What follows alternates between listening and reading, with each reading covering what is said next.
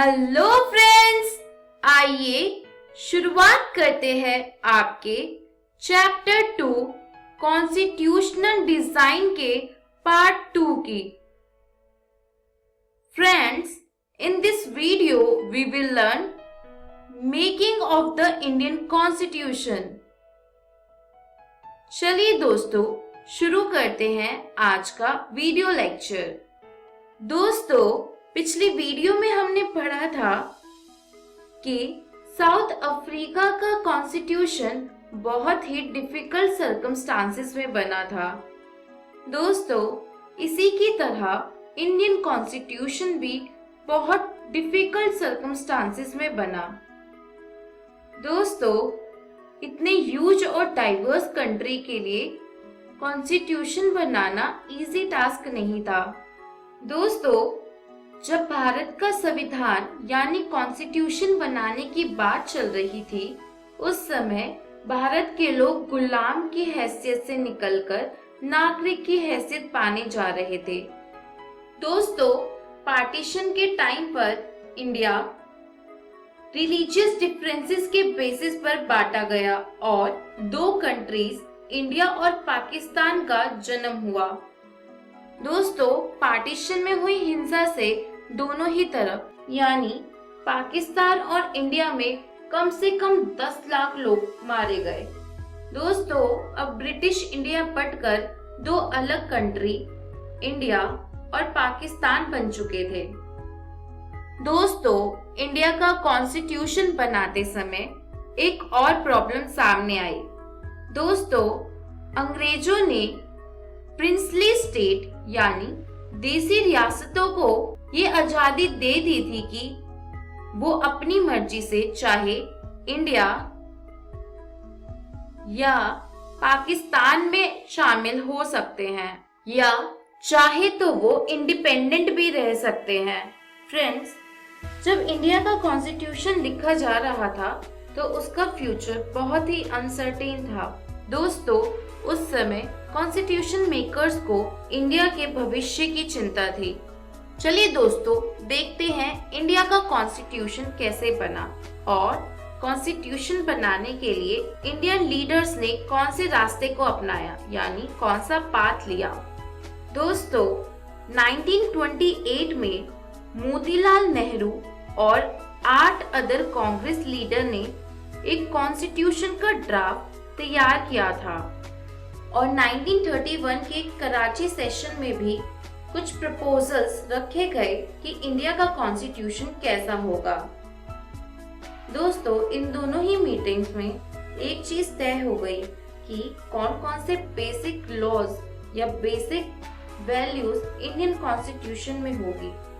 दोस्तों, उनमें से पहली बेसिक वैल्यू थी वोटिंग की, यानी कि हर सिटीजन को वोटिंग देने का अधिकार फ्यूचर इंडिया में होगा।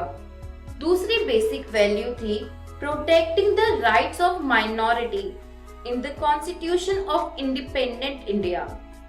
तीसरी बेसिक वैल्यू थी right to equality and right to freedom. दोस्तों, ये कुछ ऐसी बेसिक वैल्यूज थी जो कॉन्स्टिट्यूशन बनाने से पहले ही एक्सेप्ट कर ली गई थी कि हमारे फ्यूचर कॉन्स्टिट्यूशन में ये सभी वैल्यू को इंक्लूड किया जाएगा। दोस्तों, इंडिया का कॉन्स्टिट्यूशन मेकर्स ने अदर कंट्रीज के कॉन्स्टिट्यूशन को देखते हुए बनाया, लेकिन इन्होंने बाहर के कॉन्स्टिट्यूशन की वैल्यूज को हमारे देश की सिचुएशन के साथ मोल्ड करके बनाने की कोशिश की है। दोस्तों, हमारे देश के बहुत से लीडर्स इंस्पायर थे आइडियल्स ऑफ फ्रेंच रिवॉल्यूशन से, the practice of parliamentary democracy in Britain से, the bill of rights in US से और the socialist revolution in Russia से। दोस्तों, हमारे लीडर्स ने इन सभी वैल्यूज को सीधा इमिटेट नहीं किया था, बल्कि हमारी कंट्री की सिचुएशन के अकॉर्डिंग मोल्ड करके और उसे अपनी कंट्री की सिचुएशन के सुटेबल बनाकर हमारा कॉन्स्टिट्यूशन तैयार किया और इन कॉन्स्टिट्यूशन से कुछ वैल्यूज गेन की। दोस्तों, अब क्वेश्चन ये उठता है कि who were the makers of the Indian constitution, यानी कि हमारा इंडियन कॉन्स्टिट्यूशन किसने बनाया। दोस्तों, हमारे देश का कॉन्स्टिट्यूशन एक कॉन्स्टिट्यूएंट असेंबली के द्वारा बनाया गया, जिसके लिए इलेक्शंस हुए और हमारे देश से कुछ इलेक्टेड रिप्रेजेंटेटिव सेलेक्ट किए गए। दोस्तों, इस कॉन्स्टिट्यूएंट असेंबली के इलेक्शंस जुलाई 1946 को हुए और कॉन्स्टिट्यूएंट असेंबली की फर्स्ट मीटिंग दिसंबर 1946 को हुई। दोस्तों, इंडिया और पाकिस्तान का पार्टीशन होने के बाद कॉन्स्टिट्यूएंट असेंबली का भी पार्टीशन हो गया और हमारे कॉन्स्टिट्यूएंट असेंबली के कुछ मेंबर्स पाकिस्तान चले गए और कुछ मेंबर्स इंडिया में रह गए।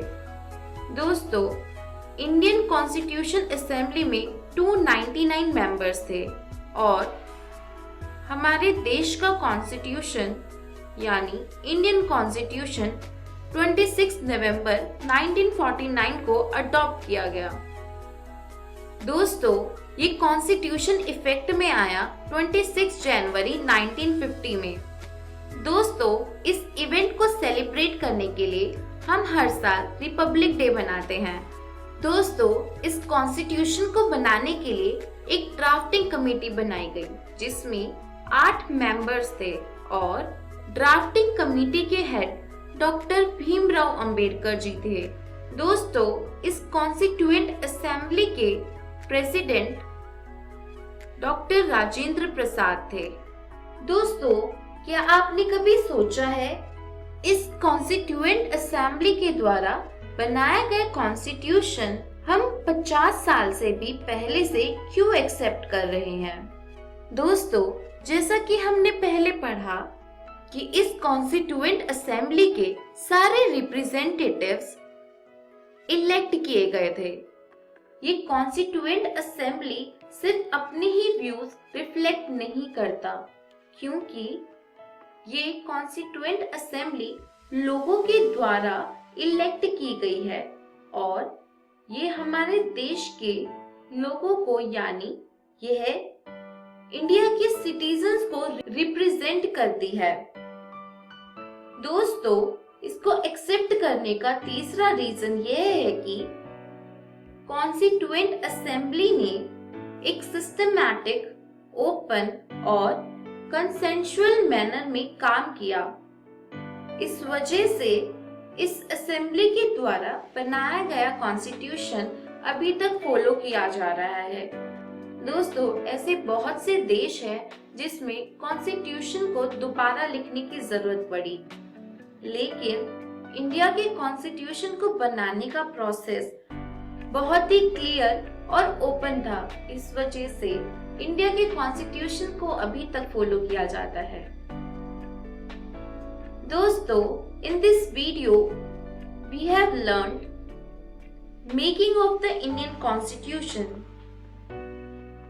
दोस्तों, I hope आपको ये चैप्टर अच्छे से समझ आया होगा। दोस्तों, इस चैप्टर को और अच्छे से पढ़ने के लिए और समझने के लिए अपनी NCERT की बुक डेमोक्रेटिक पॉलिटिक्स से इस चैप्टर को जरूर पढ़ें। दोस्तों, अगली वीडियो में हम इस चैप्टर के 3rd पार्ट को करेंगे, जिसमें हम guiding values of the Indian constitution पढ़ेंगे। दोस्तों, नेक्स्ट वीडियो तक के लिए बाय बाय।